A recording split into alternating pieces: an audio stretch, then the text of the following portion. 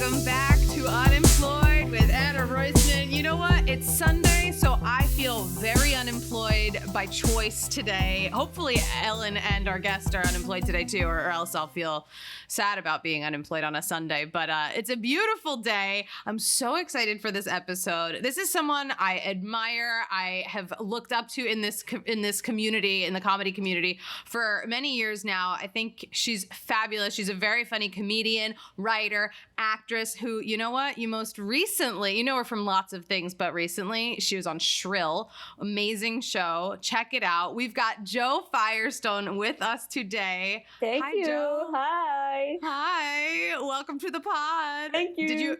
Did you have a job today? No. Thank God. No. Unemployed today, right? Yes. Ellen, are you unemployed today? Yep, my only job today is playing Animal Crossing and eating takeout. Wow. Those don't sound like jobs to me, so congrats. Jo, how have you been? This is where I like to play the catch up since pandemic. I haven't seen you IRL in a very long time. I know, it's been a very long time. It's also kind of like I see you online and I think, oh, well, there's Anna. Hello, Anna. But then it's like you don't really, that's actually not a healthy way of thinking you've seen someone. I know. I feel the same exact way, though. And then there are people who I don't follow, and I'll see them in real life, and I'll almost be like, oh, how are you? You are a foreigner at this point. I've never seen you before.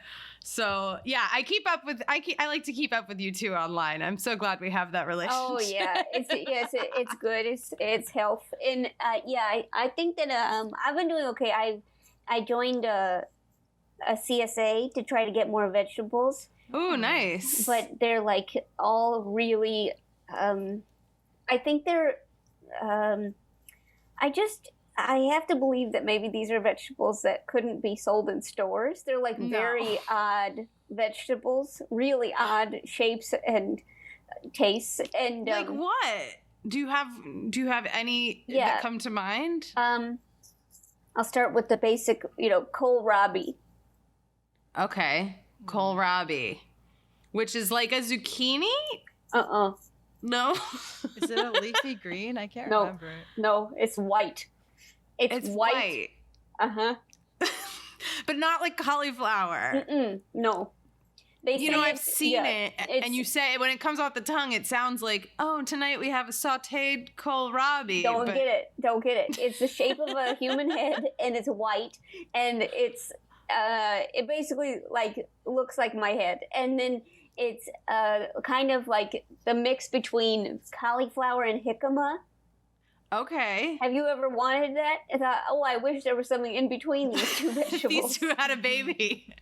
No, I love them both, but no, never. That never crossed my mind. Yeah. There's one that was. I just got these things that look like green beans, but in that one level of Mario that everything gets really big. They were so big. I couldn't believe it. These, like, it looked like. I love Big World and Super Mario. I know what you mean. It was really large, like the size of a banana. Do they tell you ahead of time? Or are they like, here's what you're getting this week? Or you just show up and pick up your stuff and you're like, I have to now Google what these are and how to prepare. Yeah, well, they sometimes like kind of are vague. They'll be like cucumber medley. And I'll be like, what's the medley? Like, and then they don't tell you the fruit. They like keep that as a surprise. And I got there last time and they were like, oh, you could have 12 peaches, which is so many peaches. You can't eat 12 peaches. No, you got to be making a pie or something with even that. It's like, oh, we need 3 peaches for this. You got to make like 4 pies. I love that. It's funny because you said that. I went to the farmer's market yesterday.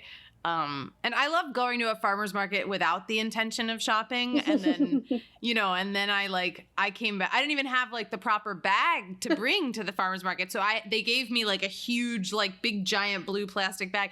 I took everything. And so now I feel this pressure tonight. I'm like, oh shit, I have to cook a full vegetable feast. Yes, you do. And this is what I do every week. And every week I'm like, oh, I made a soup. Amazing. Yeah, but the soup, like they only give you like basically the only thing you could really make is beets. They really are good at giving you beets. I've never eaten so many beets, but like they gave me 3 carrots, and I was like, oh great, 3 carrots, I'll make carrot soup. And then I started cooking it. I realized you actually need more than 3 carrots to make this. I was going to say, you need like 30 carrots. Yeah, so I had to go out and buy more carrots. So I'm like, why am I even in this thing if I'm actually out buying more vegetables just from the store? Oh my God. How long have you done it? This has been like 4 or 5 weeks. And each time I think, never again. What have I done here? Are you committed to it for like, are you allowed to like until September. Leave? Oh, wow. Okay. Got it. Interesting. Yeah. You know, you got to start making, I don't know, gazpachos or something. And I like those because then you can chop everything up and who cares what it is, if it's kohlrabi or jicama. Interesting. Who knows? Okay. And then you just put it all and you cover it up in a gazpacho. Yeah. Yeah, I need a lot of those things because like I got one thing and my boyfriend thought it looked like Ethernet cables, and it turns out that was garlic scapes. Have you ever? Those are good. Yeah. What do you do with these things? I guess you could kind of use them like scallions or something. You just kind of like chop them up and use them as like an herb, a little spice. I think I got one of those once, and for like every meal for 3 days, everything had it in it. And then there's a point where I was like, I think I have to be done. Like I want French toast. I can't anymore. Weren't you cooking? I remember you did some cooking. You know, we all dabbled in the cooking on Instagram during the pandemic. Yeah. Didn't you do some videos where you were cooking? Yeah, with my grandma. Ah, yes. Yeah. Oh my God, I watched those. I loved those. Oh, thanks. I mean, like, I remember because I love grandmas and I love cooking. I was making soups. Did grandma teach you how to cook? I mean, she just knows how to cook, and I'm not very good at it, but she loves it. She's like 92, and she still cooks like every day. It's kind of amazing. Oh, so you felt empowered, and you got the CSA thinking, now's my chance. And yeah, they're challenging you. Yeah, they're challenging me. It's a challenge. There is someone behind there being like, what exotic vegetables do we want to fuck with people this week? You know, and they're just like, no one will buy these. Boom. This week there was like, they tell you the new vegetables on Monday and go pick it up Tuesday. And this week I was like, I can't have any more beets. I really cannot. I've eaten so many freaking beets. And then they're like, oh, this week we have badger flame. And I was like, what is badger flame? Then I go and find out it's a beet. And they have a different name for it because they know people can't eat anymore. Bad improv team. Please welcome to the stage, Badger Flame. Yeah. Can we have a suggestion of any vegetable? I love it. Oh my goodness. So how has your employment status, aside from your vegetable situation, how's your employment status been over the last year? On and off, but right now I'm unemployed, very unemployed. Really? I'm sad. We caught you at a. You're usually not. I feel like you're one of those people that you go from gig to gig. You've got good gigs. I appreciate that. That's the impression. It does feel like I'm always unemployed, and then like when I book a trip or when I like actually have somebody coming up, that's when I'll get a job. Mm-hmm. Always. Yeah. Yeah. Yes. I'll have nothing for like 6 weeks. Yeah. And then you're like, I'm going to go see my parents this weekend. And they're like, you have a self-tape, you have this, you have that, you have that. And you're like, what? Give it to me in the last, I know. The universe knows to fuck with us that way. It's unfortunate. I know. That's why But it is fortunate. I don't know. Yeah. I keep waiting. Cause I gotta take away my mustache, but I've been waiting because I think, well, I'm going to do it too early and then I'm never going to get a job. But then what's the point? So I'm like, maybe I'll just wait until I get a job to take off the mustache. But it's been growing. Stop. Yeah, this is a podcast, but you can't see. Jo has a full beard at this point. It's like down to your shoulders. I mean, that's admirable. Yeah.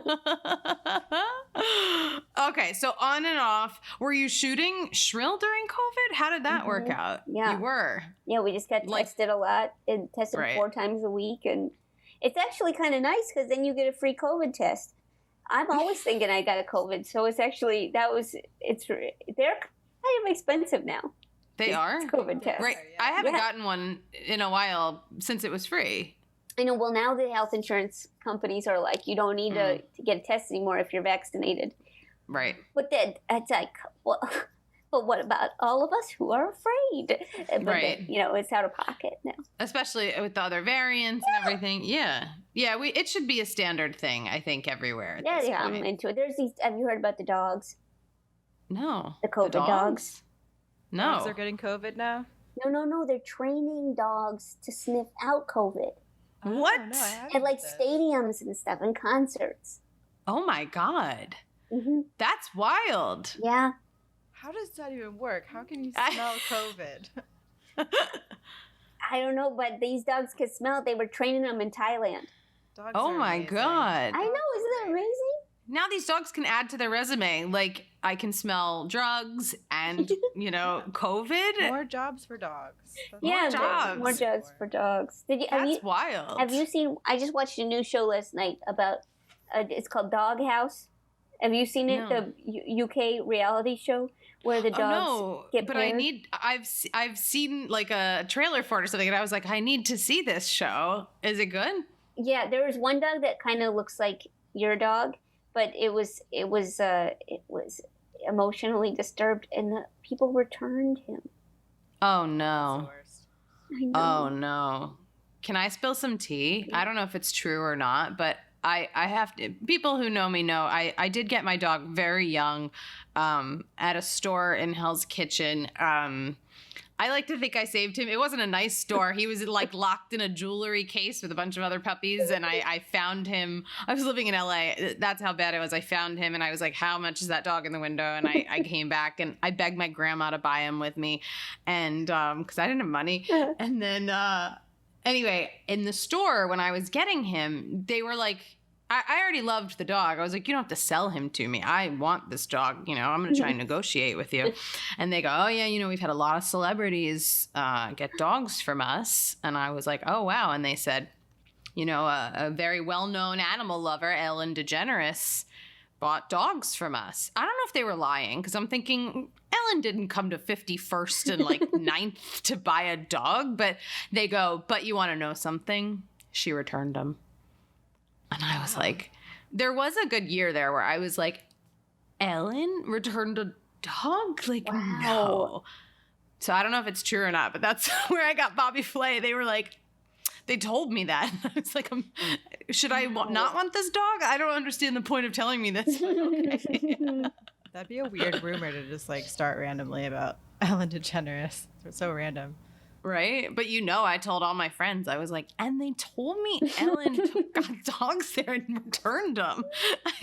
She has the happiest show at the time, she has the happiest show on television. Why would she return a dog? Can't she just give it to a housekeeper of hers or something if she doesn't like it? I do think that, like, I think that if you're gonna, like, the returning of a dog, I think that honestly dogs just need some time. I think if you're gonna return, like, just wait like a year. Yeah. Dogs need some time to adjust. They do. It's like any new relationship, Yeah. Like, My dog was really bad. Really bad. Bit a lot of people. oh no. Barked at a lot of people. Shit on the rug. Really, kind of did everything. Ate Christmas presents. And then he turned out to be a pretty good dog.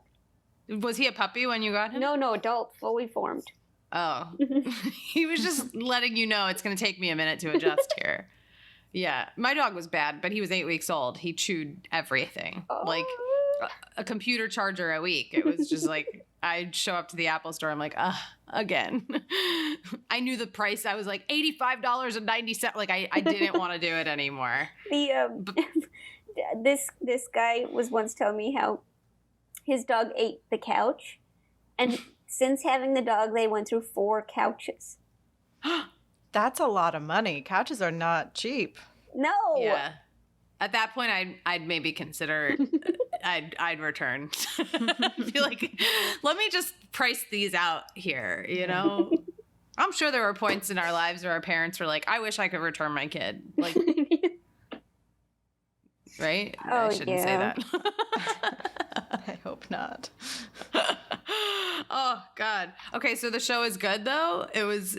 British TV is so good. Yeah, this was really good. It is programmed in a way, like, the way it's spaced out, it does seem like maybe it was formatted by a dog. It, like, doesn't make sense, the actual format, but it's... besides that, if you just kind of realize that they've made some really odd choices in terms of the order of the show, it's pretty good. Okay.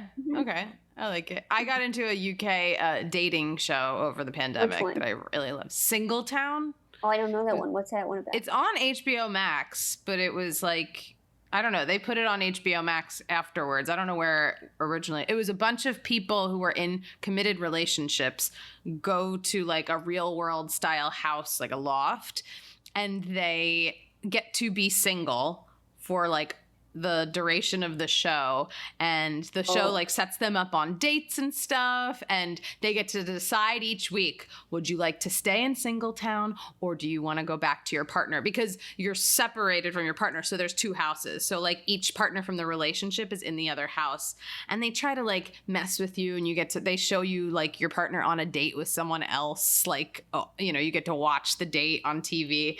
It was dramatic. It was good. Sounds good. It was actually good. Because every week they're like, and if one partner wants to go back, then, you know, and the other one wants to stay single, it's like, you know, that's when the drama happens.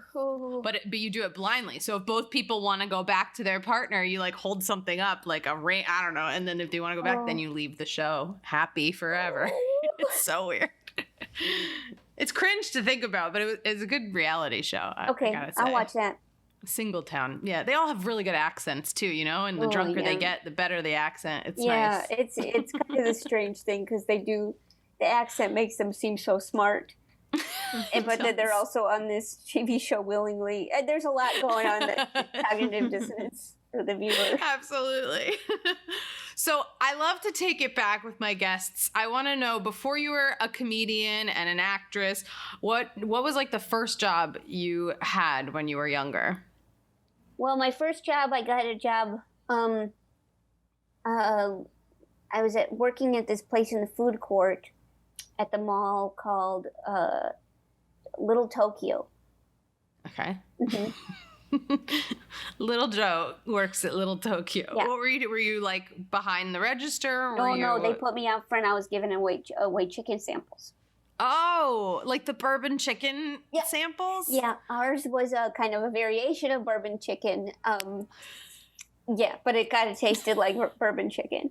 So, I love it. How old were you when you did this job? I got a job when I was 16. So I'd done like babysitting before then, but then I got this job when I was 16, and I worked there for 3 days, and then they asked me not to come back. Oh no, why? 3 days? Yeah. What happened?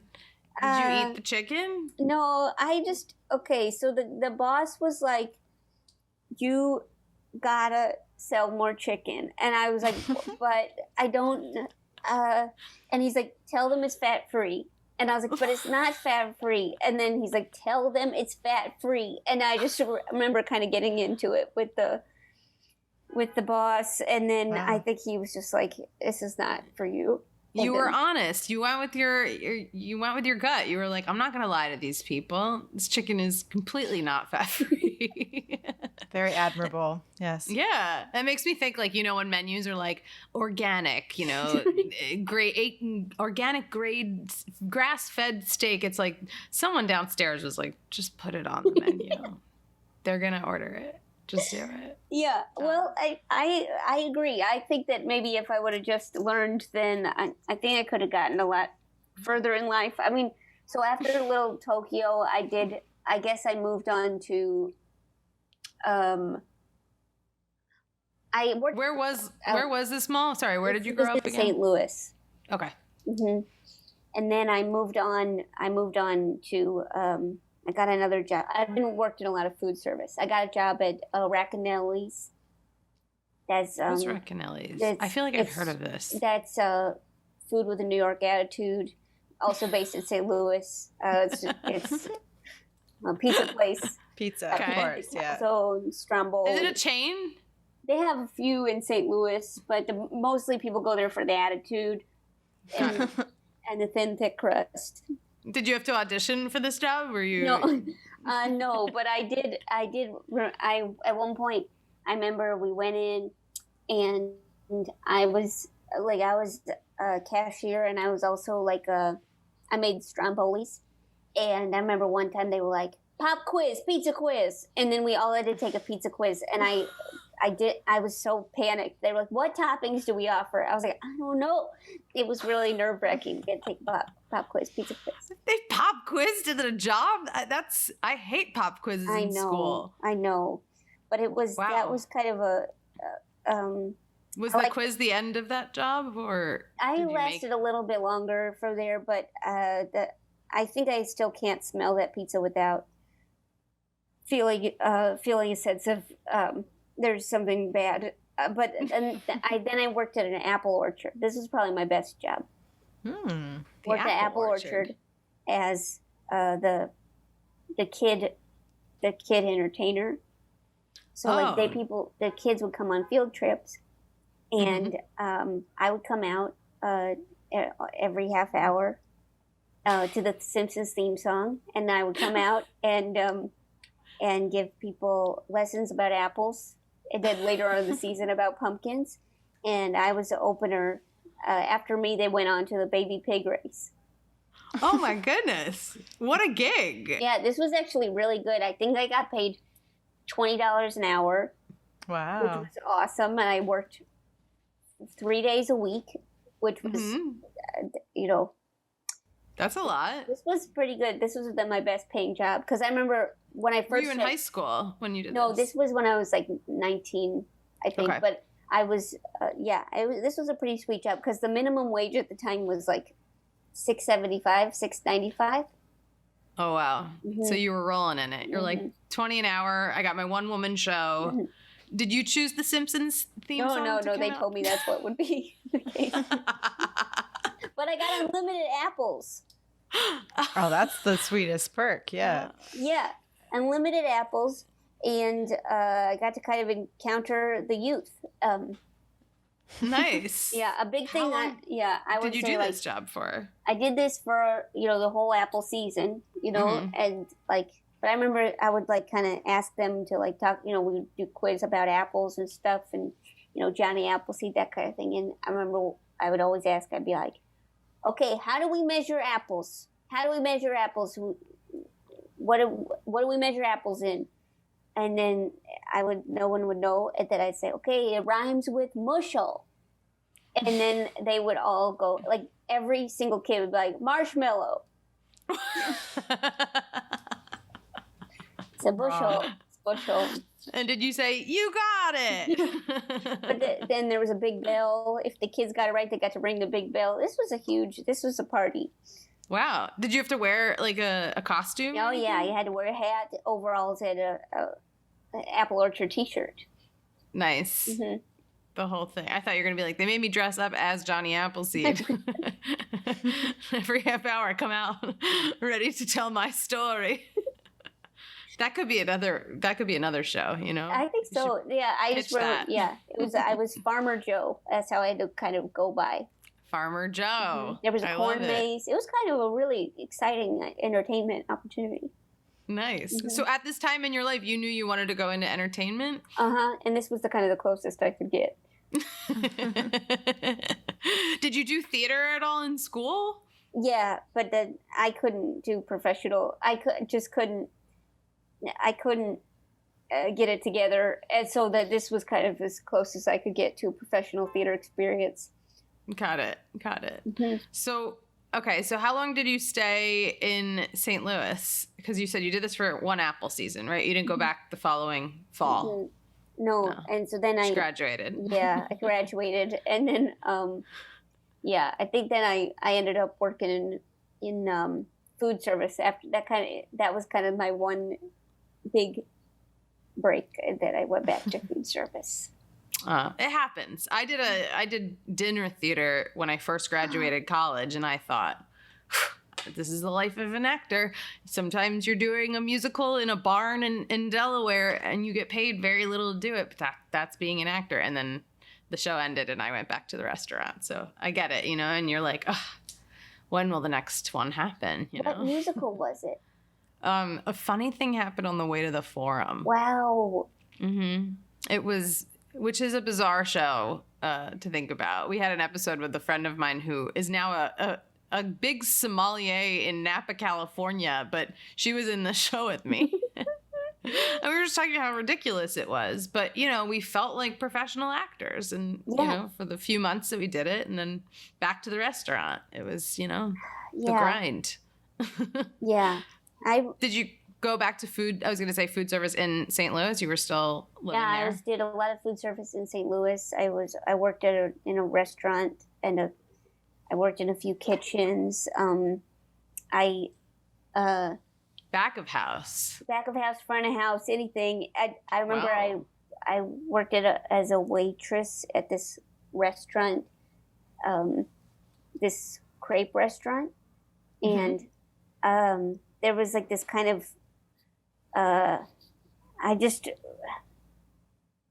remember like realizing I was like, I don't think I'm tough enough for this world. Like I remember one time this other waiter was in a bad mood and he was like, I knew he was in a bad mood and I was like, hey, are you doing okay? What's wrong? And he goes, I'm fine. And then he poured dressing on my shoes. And I remember being like, on your shoes? Yeah. Like he just took it off the salad and poured it onto my shoes. And I remember being like, oh, this is a hard world. Also, you were being kind. You were like, are you okay? I'm just checking in on you as your peer here. And he poured it. Wow, he was not okay. It sounds he was not okay. Woof. So did you quit that job? No, I stayed on for a long time. Yeah, I stayed for, yeah. How long did you work in food service in New York at all? Or yeah, I worked here. Yeah, I was a caterer. I was a caterer for a long time. I guess I just didn't really like. I guess I just didn't really understand. I still don't understand how to like make things. I remember one time this couple wanted to have wheels of cheese instead of cake, like a cake tiered cake. Oh. And so they just wanted cheese. It looked like just a bunch of cheeses, and I was like, "Oh, it's a bunch of cheeses. I'll just cut it like a cake."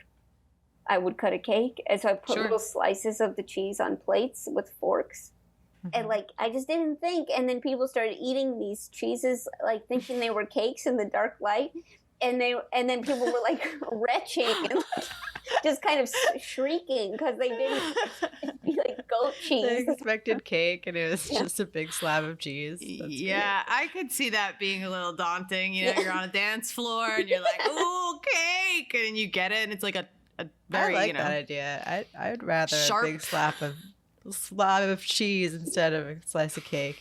Really? At the end of the night, you want a piece of cheese? Yeah, night cheese. Like, would you order a cheese plate like at a restaurant? I don't think I've ever ordered it. Like after, you know, when they have the dessert menu and it's like, you could get this chocolate souffle or you could get a plate of cheese. I never got it. I never did that. No, I don't think I would ever do that. No. Did they blame you? Or they like, someone cut the cheese? It's not a cake. You should have the option. They should have had cheese and donuts. Yeah, you know? That kind of reminds me though. I remember one time I was in a kitchen and I was cooking. I was cooking beans, and then I spilled the beans, and I remember everybody kept being like, "You spilled the beans." And I'm like, "Yeah, I spilled the beans. I'm wet with beans." And then everyone kept coming up to me, looking at my outfit, being like, "You spilled the beans, didn't you?" And I was just getting more angry. That's when you know it's time to quit. When the comedy has outdone you, you know? That's when you know. Cut the cheese, spill the beans, I've done it all. Yeah.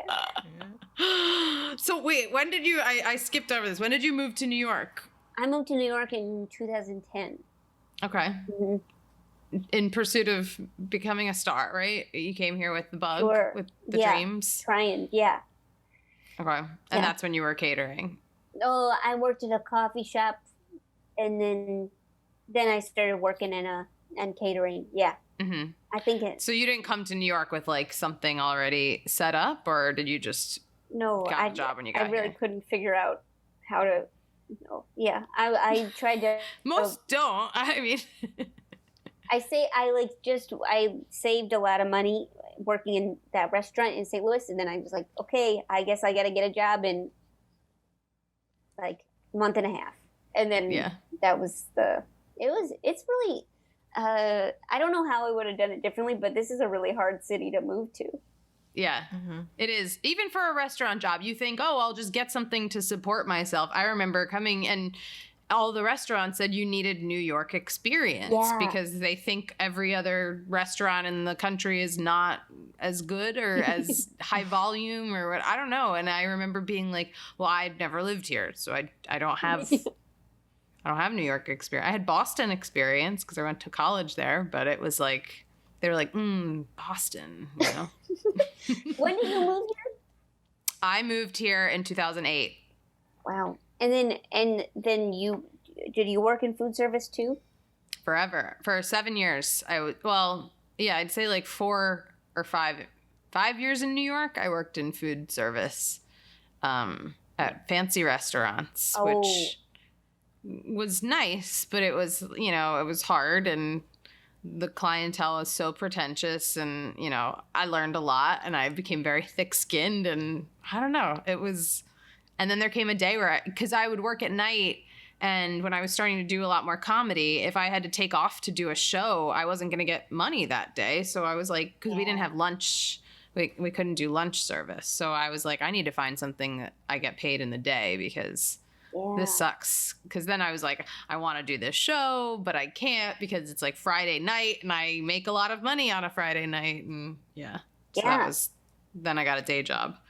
But so you were working at a coffee shop and then other restaurants in New York? Did you? Catering. I just did catering a lot. And then, I knew a lot of actors who did catering. That seemed like a good gig to get. Like, if you had auditions and stuff, but it was going pretty good. It was really going pretty good. Like, I had some friends there and stuff, and but then these 2 Polish women joined this crew, and they kept telling me I looked like this little. They were like, "Oh, you remind us of this cartoon character from Poland," and they were always talking, like whispering and looking at me and like giggling, and I was like, "What is with these 2 Polish women?" And then I finally was like, could you show me the cartoon? And this cartoon was like, this face was like, and then the hair was like all over the place. And I think it was like the cartoon was like this little girl that's always like messing up and like falling over. And I just remember being like, oh, this is rough. Wow. Rude. Oh my God. You should have been like, I have a show for you. You know who you remind me of? Found any sitcom on, Garfield and Odie. Yeah, there you go. And be like, what? Us? No.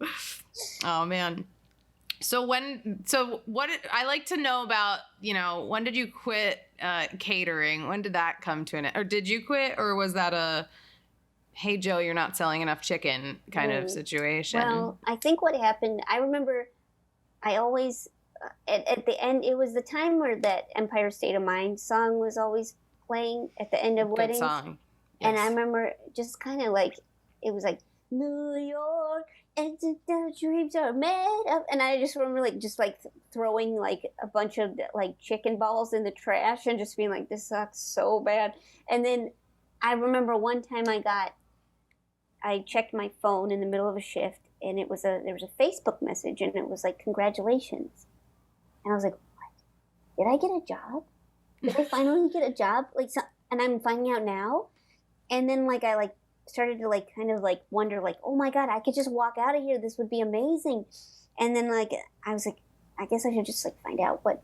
So I was like, hey, what are you congratulating me for? And they were like, oh, sorry, I mixed you up with someone else. No. Aw. Oh my God. I thought you were going to be like, I found there was a press release you're going to be writing on the Tonight Show. And I know, you found wouldn't out, that be amazing? On a gig. I know, but no, it was just I just remember I really always fantasized that there would be something that kind of made me throw off my tie and ran out the door, but that never happened. The dream. Yeah. That was always a dream of mine too, to be like, I quit. Yeah, I know. But then there were some perks. Like I remember one time a couple ordered sushi as an appetizer, but you can only serve so much sushi. So it'd be like, one for you, one for me, one for you, one for me. Yes. And I got really good at like eating an appetizer and then hiding it in my cheek while I went to serve other people appetizers. That was really good. I got good at that. I got good at eating. We had a garlic bread, and I would eat the garlic bread and just like, you know, I would think like they're gonna want it if they smell it on me. Like this is actually strategy. I'm not just, you know, starving right now, even though I was always starving. I remember, like eating just like plain bacon because that was the only thing that was available. Like that was the only thing like constantly available. I just like eating just so much plain bacon. Like I was like my own dad on Atkins. It was so gross. I started eating oysters because one of my first restaurant jobs in New York, I worked at a fish restaurant, and they would give us, you know, the family meal before was like disgusting. But so during service, I was always so hungry, and I'd say it because I'm not shy. I was like, ugh, I'm starving. And the one guy who was very nice to me, he called me Anita. He called me, which is little Anna. He's like, Anita, I'm going to call you that. And I was like, okay. Yeah. And he worked the raw bar at this fish restaurant. So he'd be like, come here. And he'd give me oysters. And I didn't even know I liked oyster. I always kind of thought they were gross growing up, like a raw oyster. Not fried. Those are fine. And I was so hungry that anything tastes good then. And so I'd eat it and I'd be like, oh, look at me. I am sophisticated. Oysters are so good. But I was just starving. Like he probably was like, I had an extra one by accident or something, and he made my day. But that's how I always tell people, that's how I started liking oysters. Wow. Because the raw bar guy fed me them. Somebody did take a liking to me in the kitchen at this restaurant, and he really liked me because I looked like the woman from Free Willy and Lori Petty. And he was always like, Free Willy! And then he would always bestow little gifts to me. I'm glad it wasn't the whale. When he points and he goes, Free Willy! I would have been like, people are going to think you're calling me a whale. And you're calling me the female actress? Fine. I love that. Yeah, having friends in back of house was key working at restaurants. Mm-hmm. Like, there was one chef I really liked, and he would be like, you want to taste a little Wagyu? Like, I'm like, people pay $27 an ounce for this. Can you believe I remember that? And he'd be like, yeah, I got a little extra. He I was like, oh, cool, we're friends. Like, he's giving me steak. And, it wasn't like, that sounded creepier than it was. He was married. He was a nice man. He just was nice to me. Because he knew I cared about food shows. I watched a lot of food shows. So I felt like I could chat with chefs. I don't know. I think our restaurant was pretty dysfunctional. Like, I remember the head chef for a long time, he was dating the hostess. Mm. But everyone in the kitchen knew that he was cheating on her. But she didn't hear any of those conversations. Drama. Okay, and so he was kind of like very handsy and stuff. He would always like touch your hips and stuff where you like when he'd go behind you, like stuff you don't need to do. Mm-mm. And he was really, really skinny, except for he had a big beer belly. But he was mean to people. And so people were always kind of biting back. This was like the dressing restaurant. People were kind of nasty there. Yeah. And I remember one guy was like, hey, chef, why do you got such a skinny body but a big belly? What's up with that? And he goes, I never forget this. He goes, you know what? At midnight, this pumpkin turns into a big old dick. His stomach turns into a penis. Yeah, way to ruin fairy tales for us too. What the hell? Ooh. I don't know. That doesn't make sense to me, but it made sense to me, but I didn't like it.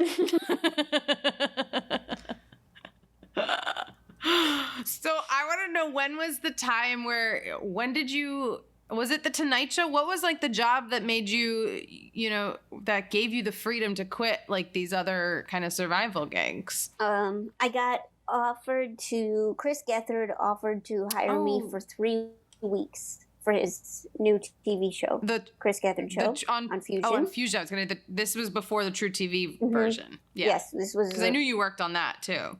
But so then, the 3 weeks, I was like, I guess I'll just quit my job and just do it. This seems like this is the dream, right? And I was like, but it's for 3 weeks. I was like, but maybe this is actually more money than I've ever made in like a long period of time, so maybe it's worth it. And so I did it. I quit my jobs, and then then 3 weeks I did well enough to be extended to 5 weeks, and then it was extended to 9 weeks, and then it was extended to like 13 weeks. Oh my God. And then I was like, wow. And then it was done. Good for you for being like 3 weeks, a lot of money. I'll quit everything else. Yeah. Because that's like, unfortunately, like as writers, for people listening who don't understand the like hustle of being a comedian in New York. And if you're writing or you're acting, like you get a gig for a certain, a lot of the jobs, how much time you will be needed on the job. And it's like, you have no idea what's coming afterwards, but you have to go and do it. So yeah. You gotta kind of just leave everything else and do the job and pray that it leads to something else. Yeah. Yeah, it's really nerve-wracking, but it does seem like it's like, well, how often are you ever going to get this opportunity? Yeah. I love that it was 3 weeks, and then you're like, and then they told you 2 more, and then they're like, a couple more. And rather than saying like, we'd love to have you for 13 weeks, this is the season or whatever, like. Yeah, well, I think it was like, I think they were like, just didn't know maybe if I was going to be a good fit or. Oh, I thought you were going to say if the show was going to go that long, or if they already had a series picked up or whatnot. They were just, even after 5 weeks, they're like, I still don't know. Let's see how she does next week. We'll give her 2 more. But it was like this huge, I like couldn't believe it. I couldn't believe like what that kind of, just like the idea that you could just kind of come up with ideas all day and then like, go get lunch at a food cart and then come back and come up with more ideas. And it was like, this is heaven. Yeah, that's awesome. But that also led to so much because, I mean, that show, it was so cool to see. I had a lot of friends who worked on that show, and it was so fun to see you guys like go from Fusion, and then it wasn't going to be on Fusion, and then it was picked up on True TV. Like you really went through that whole like journey with what it's like to pitch and work on a television show that was wild, right? Yeah. I mean, Chris Gethard, it's like he's always got something crazy going on, and I think it's like this kind of like every time you're with him, it's going to be this kind of epic story. Something's going to happen that you're like, oh my gosh, I can't believe that happened. Mm-hmm. Yeah. Yeah. He had such a fun community of people and fans. The fans were so dedicated. I remember I went to a taping of the True TV one, and it was like a party. It was like, it was fun. Everyone was just having a great time. Like I knew the cameras were rolling. I knew it was like, and he interviewed someone, but it was mostly just like so silly and so much fun. And if people danced after, I was like, amazing. Wow, this is a wild night. Yeah, I remember the one episode we did was like, it was dogs only. And they didn't foresee that the dogs would keep pissing and shitting. Oh no. And so like, it was one person's job to like sneak in under the cameras and pick up the dog shit whenever it would, or like put down a new wee-wee pad.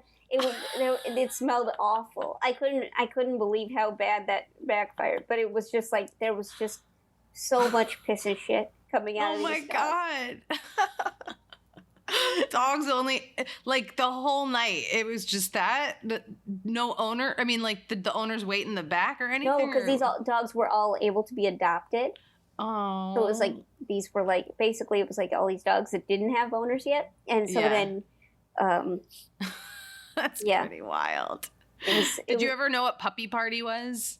You reminded me of Puppy Party. What's Puppy Party? I don't know if they still exist, but to me, it was the greatest company that ever happened. They were like, you could rent puppies for like 2 hours for like a birthday party or like an event, and they were all adoptable. They were always puppies. You'd get like, they were always like between 8 and 10 weeks, and they had like a very specific range of, the time that you would get these puppies. And I saw like a clip of it on the news, and I remember, and my boss loved animals when I had this day job. I was like, we gotta do puppy party, because he'd spend money on a lot of fun things. And I was like, this is, you get them for 2 hours and you can adopt them if you fall in love. And we did it once, but I also did it once for a shoot. And I was like, wouldn't it be funny if we had puppies in this video? Like, oh my gosh. It was for a dog company that I was like, we wrote this like sketch for, but we didn't tell Puppy Party that it was for a shoot. So this girl came with all these like, like crates full of puppies. And we were like, do you mind if we like film them for like an hour? Like, do you mind if they're on film? And she didn't know. She was like, I guess, like, we're like, we'll tip you well. And she was like, okay. We got all these dogs on camera. And then we took like a long ass lunch break, and everyone was like holding puppies and just playing. And we were like, oh, it makes the day better. Yeah. Unless they're shitting all over your set. I guess. Yeah. I remember this one dog was like really pathetic, and I just loved him so much. He was like, he's really, really round and little bitty legs. And I remember like picking him up because he wasn't really playing with everyone else. He was a little bit older. And I picked him up, and I was like, I love this dog. Like, I want to take this dog home. And then, that dog pissed all over my shirt. I was like, okay. Oh, I love that. So, okay. Well, I'm trying to picture your journey. I don't know why I thought you did Tonight Show before the Chris Gethard show, but I guess it was opposite, right? Did you work for them afterwards? Yeah, I think I worked maybe, I worked on a pilot, and then I worked on, I think that's how it went. And then I worked on the Tonight Show. So the Chris Gethard show, that's cool. That really like started your career of working in television. Yes, big time. Yeah. That's amazing. Yeah. That's cool. And here we are. 64 years post-pandemic.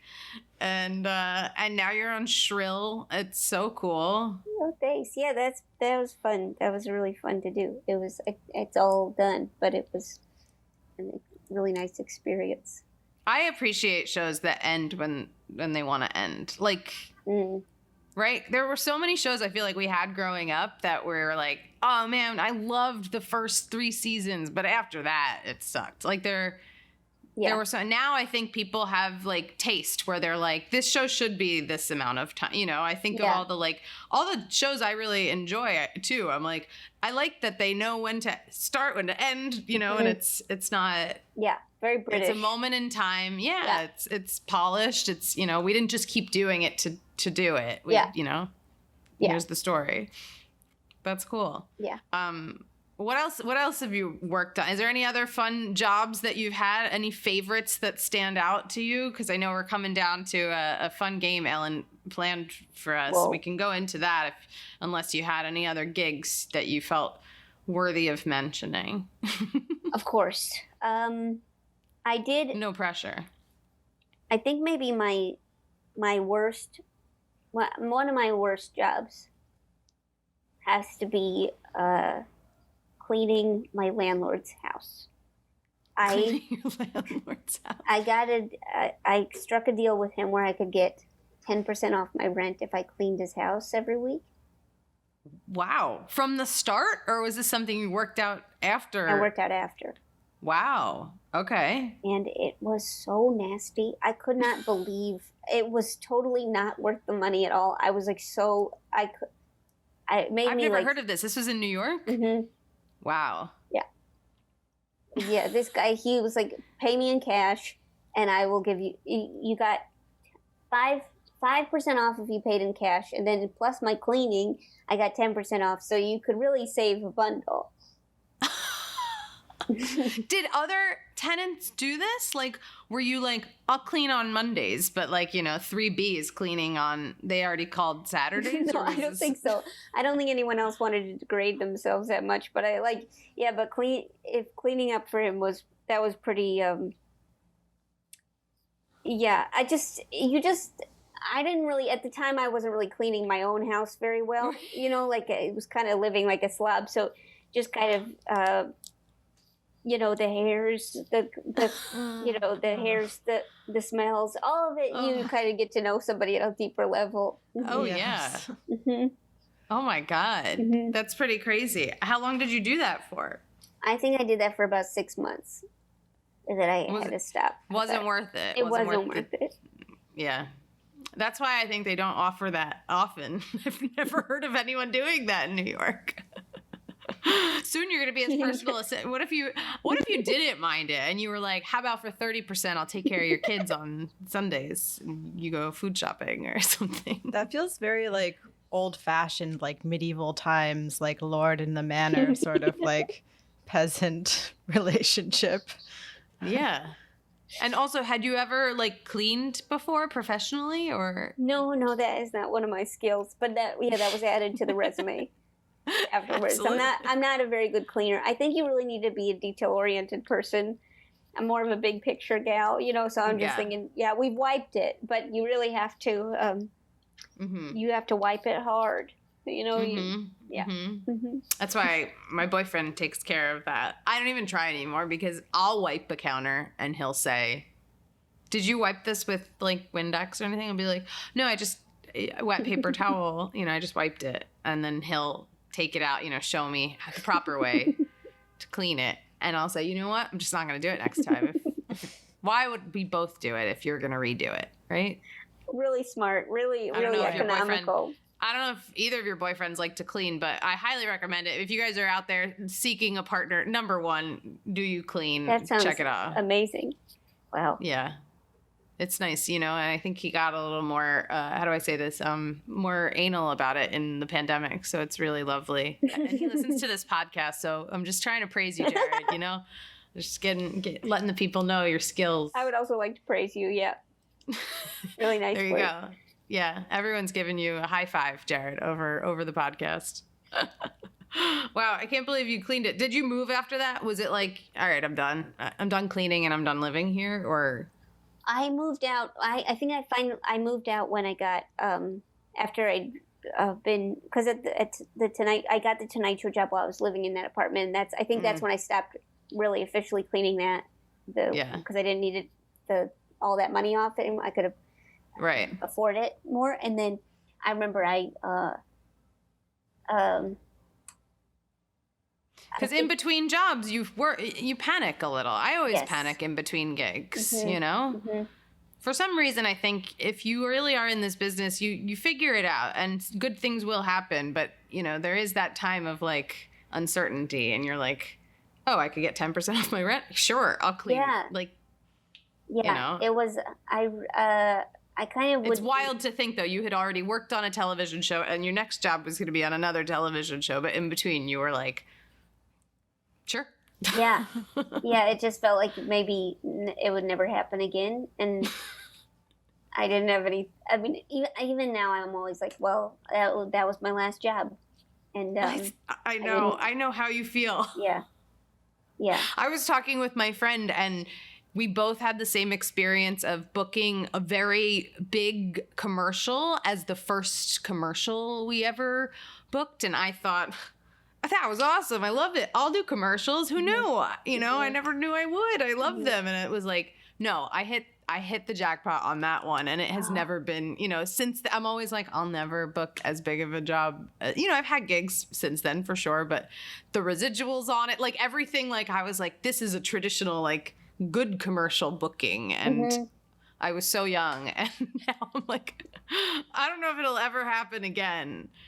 I pray every day. I think it will. Yeah, I think it will. Pray to God, Yeah. I can be a mom. I can sweep, right? We can do it. It's fine.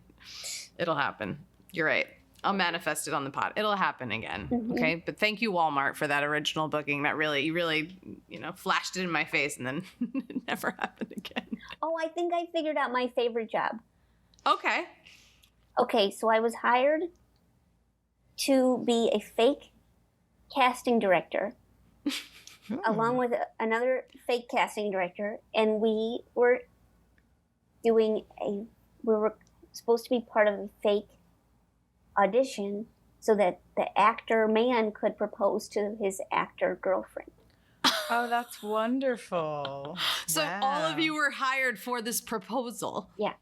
And so As we had, actors to play casting people. and so we had to like pretend to be like, next, thanks. And then we were like, okay, like when the boyfriend came in and was like, we were like, yeah, like the girlfriend came in and she was like, oh, what are you doing here? And he's like, oh, I didn't realize you were going to be going out for this too.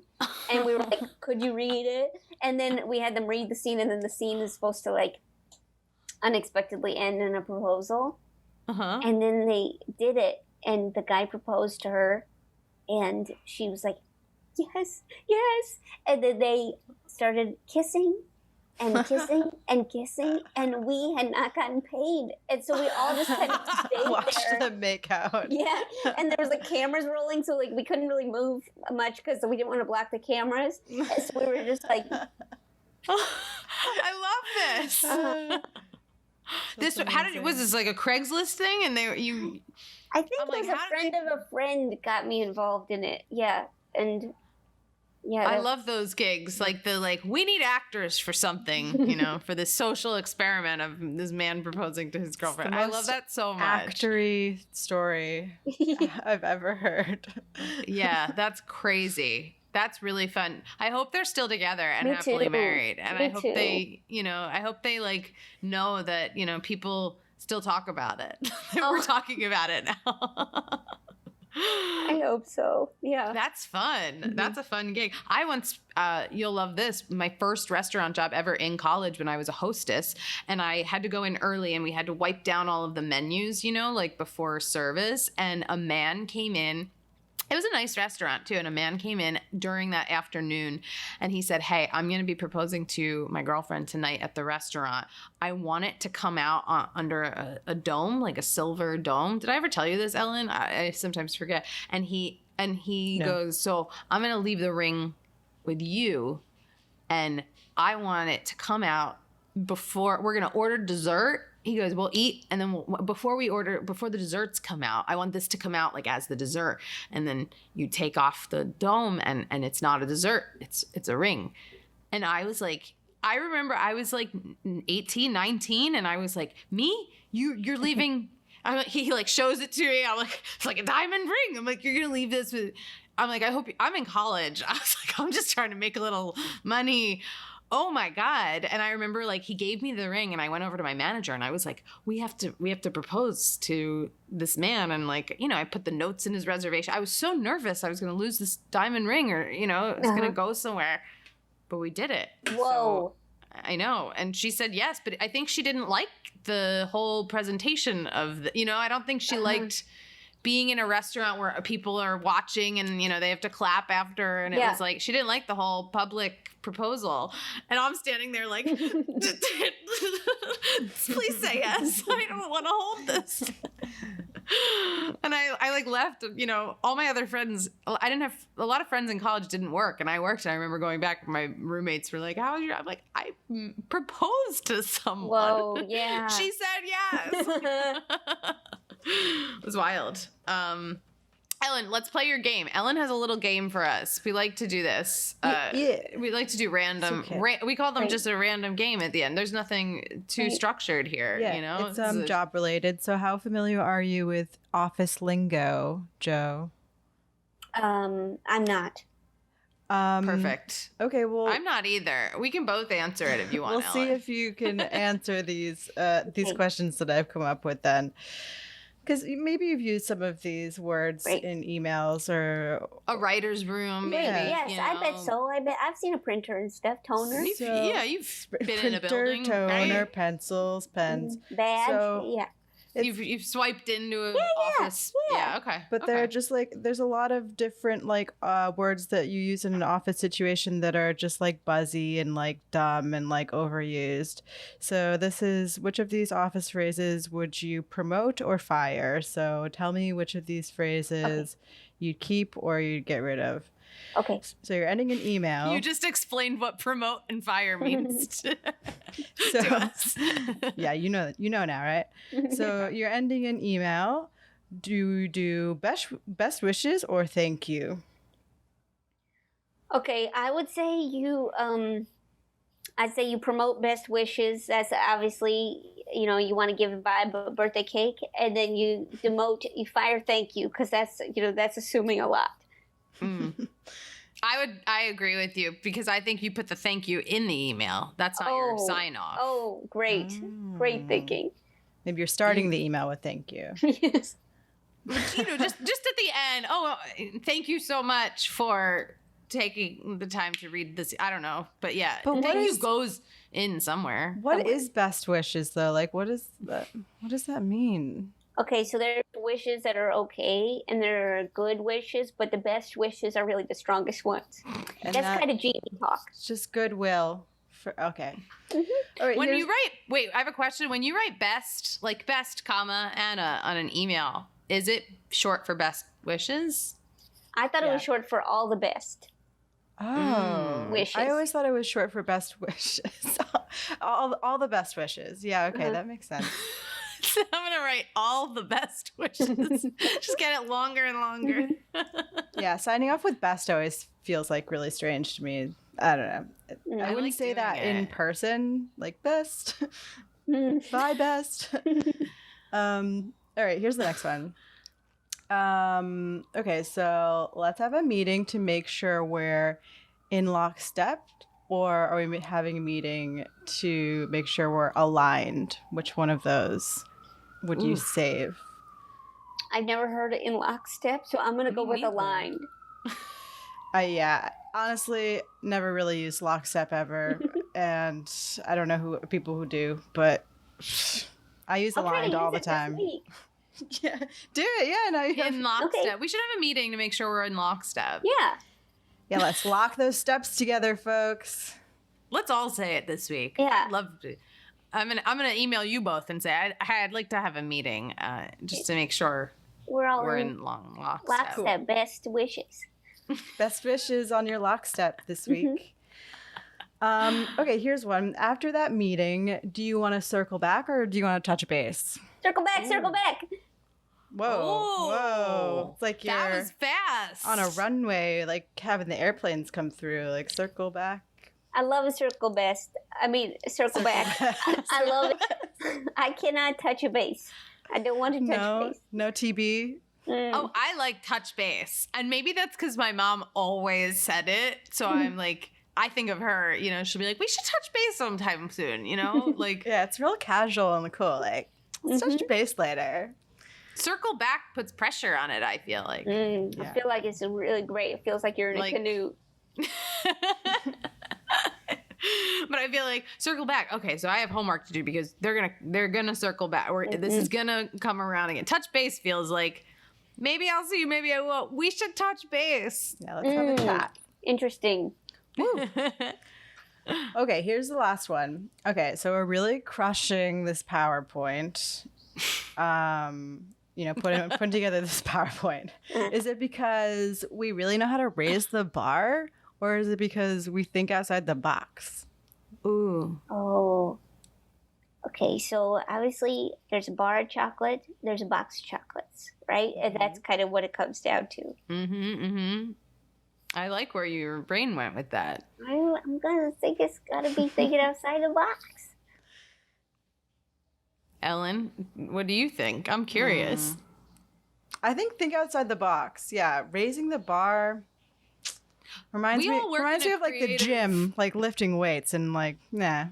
I'd rather. Yeah, I was gonna say, if you work in finance, if you're a lawyer, I think certain jobs raising the bar probably is the appropriate thing. But if you're a creative person, you work in production. We all work in production or entertainment. We were told to think outside the box. That's where our best work comes from. Right? To see it all. Think outside the box. All about having those brainstorms and thinking outside the box. Yeah. Raise the bar sounds more powerful. Yeah, I understand the boxes. Yes. Yeah. Box could be small, bar could be low. Yes. Wow. We're gonna raise that box as big as that box will go. I hope you've learned like some this is new words from this Tim Robinson experience. sketch. Yeah. Yeah, I have learned. Thank you. And Ellen just that wanted was to a game, impart I these guess. I don't Thanks. know. Great Really game. good, I loved really it. great game. Really great game. I loved it. Jo, you're so much fun. Thanks. It was really nice to catch up with Yes, you. you too. Thank you for having me on this great podcast. It was great. And I hope to see you IRL sometime soon at a comedy show or something. You're in New York, right? Yes, you too. Yeah. I'm in gonna Brooklyn. see We're all in Brooklyn. IRL. Yeah. Okay. We'll make it happen. Where can people find you? Where can they see you, hear you, watch you? I do a show at Littlefield on Mondays called Butterboy. Yes. And it's then- an amazing stand-up show. Thank you. And then you could check out Dr. Game Show. That's a podcast I do with Manolo Moreno. Yes, Manolo. And watch Shrill on Hulu. Oh, thank It's you. on Hulu. Yeah. I was like, my brain wanted to say Hulu. I was like, it is. Yes. Awesome. Cool. And I hope you have a lovely day. Thanks for being here. You too. I love that you worked in so many restaurants. You know, you never know who did that. And so we have that in common. You don't. You All can't right. skip it. Thanks, Joe. Thanks, Thanks, Joe. Oh, this was such a good episode. Jo Firestone, ladies and gentlemen. I mean, a get, right? That She's was a really- legend. She's like the hardest working woman in comedy. She really is. And she's so kind always. Anytime I've seen her over the years. So I'm so glad we got to catch up over Zoom and do this. This was so fun. Jo, we love you. Thank you. And I didn't know she worked in so many restaurants. You know, you don't like see people at comedy shows or like do stuff and you're like, hey, where have you worked over time? You know, Yeah. You It's don't- interesting to hear people's gigs before they became, good yeah. full-time writers. Yeah. And I also like feel like I get to know like we bond on a certain level because if you've worked in a restaurant for many or multiple restaurants for many years, like you have trudged through the fucking mud. Like you have experienced shit together. Yeah. Even if you don't work together, you've experienced the same kind of shit. And then people who've, worked in childcare or whatever, like they have their own version of that. And then we got the retail side. I'm seeing some memes come to life in my brain right now, like some memes. yeah, I'm About- feeling If I you feel worked like- in the restaurant business. yeah, like which, area of service you've, lived through, unfortunately or fortunately. Yeah, I'm starting to feel that right now. Maybe we can come up with some memes. I love brainstorming here on this outro. Ellen, how was your week? It was a good week? It was a good week. I went out to the club last night, Anna. What do you mean you went out to the club? You went go to the out club? to the club, dude. What's the club? Like a dance club? I went out dancing last night with some Congrats. friends, and I was up until until the sun came out. Holy shit, Ellen! That is a pre-pandemic life. I Oh my know. god! Yeah, it's been a really long time since I've done something like that. Was it fun? It was really, really fun. Were you hungover today? Not hungover, just like kind of tired. But, Yeah, But overall, I think I did pretty well. that's good. That's amazing. Proud of myself. I'm happy for you. I didn't know you liked to club. So, sometimes I really do. It's Wow. got to be the right club and the right DJ. But yeah, I was gonna say, well, you do date a DJ. This is part of your your life with Dan. from time to so- time. He definitely yeah. does it way more than me. But yeah. How about Yeah. you? What are you up to? Oh, I didn't club, but I don't think I've clubbed since I was underage, I believe. Maybe at once in my 20s, I'm still in my 20s, my early 20s. Yeah, of course. You understand. I'm always in my 20s. I didn't club. I worked Friday night. I love saying that on my unemployed pod. I worked Friday night. I gotta say, these Friday night shows, you gotta tune in for one of them. They are so wild and so fun. And we're giving away so much money to people for their talents. I don't know how to spread the word enough, but like literally, if you're listening to this, tune in Friday nights to Airtime. I host this show called Airtime's Got Talent, and it's legit. It's a legit talent competition, and you get $10 just for doing a And you 30-second. judge it. I judge it, yeah. But we do, like, the chat gets to vote who goes through. So Cool. we really do rely on the chat. We take a couple minutes, like a minute or two in between each round, and we let the chat, we tell you, please pick your top 3 or your favorites, and, hashtag Team Ellen, who's on Team Ellen. What's like the coolest talent that you've seen so far? Besides my like God. singing, I feel like there's probably a lot of singing. We've had a lot of singing. I love when people sing and play an instrument like piano or ukulele or guitar. We had a ukulele player win the other night. We've had a lot of comedy. We've had, stand-up comedians. But then we've also had, a talent can be anything. And guess what, honey? You're getting $10 no matter what. We had someone eat a sandwich in under 30 seconds. That is a talent. We had someone fight their sister. That is a talent. I didn't want to support it, but it was actually entertaining. We've had a rapper in the Philippines. We've had a lot of weird shit. It's amazing. It's really fun. I don't know how to say it. It's a wild ride. You never know what you're going to get. Wide selection of talents. Very wide. Yeah, it's really fun. I did a video this week. I don't know if you saw Hilaria Baldwin was in the news again. Again? What did she do this time? Okay, so here's the thing. She's really, you remember she was in the news. Obviously, you guys remember because she, someone discovered she's not from Spain. She's from Boston, and she's white, and she's not, at all. Her parents are white, but she presents herself as, Spanish, right? And we've now learned the truth that isn't true.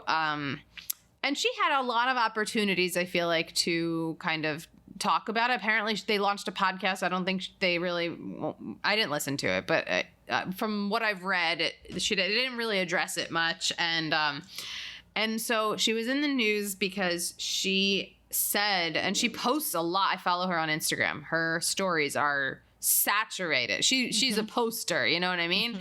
I think I'm watching them too hard. Like, I know all the kids' names. Like, I really, Ellen, You're when I sucked follow. in. I'm sucked in. I love her. She gives so much content. She's the gift that keeps on giving. And boy, did she give last week. So there were a couple of articles because she discussed that, being multicultural can be difficult sometimes, because it's she's fluid, and therefore sometimes her languages, she mixes them up, and and her culture sometimes is a little hazy as to which what she'll say or do. So and if you watch the stories, you'll see there's a lot of dancing to Spanish music, and a lot of Spanish words are thrown into the stories, and I'd say if you look at what's gone on, she really leaned into it more, even after people called her out for this. She's white. She's not... Right. But she's been leaning very, very Spanish late. Okay. And I don't, and so I did an impression of her, and I don't want to I don't know how to explain it. I do it almost out of it's wild to me that she truly believes this, or she plays this act, out for the press. I don't know which it is, but it's fascinating that it continues. And so I do it out of, obsession a little bit, and also I am white, and I find it funny that that she is, people didn't know she was white. I don't know. I understand there are a lot of people, Spanish, and people have said, oh, people from Spain are white, and that is true, but yeah, of course. She's not I don't know how to compare. Like, Rachel Dolezal is a different story, but she is saying she grew up with this culture that she didn't necessarily grow up with. So yeah, she's lying, kind of. Yeah. So I did this thing, and it was fun. I did a video, and I have fun doing it. I have fun playing with the broken Spanish and whatever. And I enjoy, and some people on TikTok think I am her, which is hilarious. Mm-hmm. It's hilarious, as they love to tell me. And I have fun with it. The videos, I do them, and I think they're fun to make. And so I did one, and it did fine. It was doing okay on TikTok.